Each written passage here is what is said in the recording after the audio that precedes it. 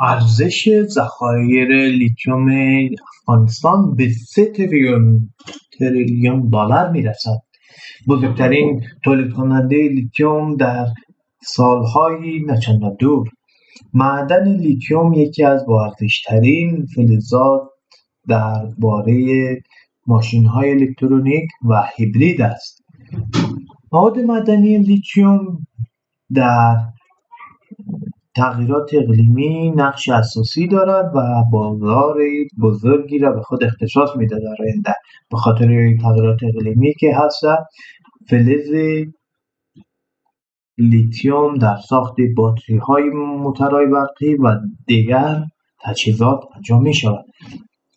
ما در جهان صنعت تخصصی در مورد کانی‌ها و سنگ‌ها و تجهیزات استخراج خدمت شما دوستان هستیم. امید که ما بتونیم در این راه به شما کمک کرده باشیم. به امید موفقیت همه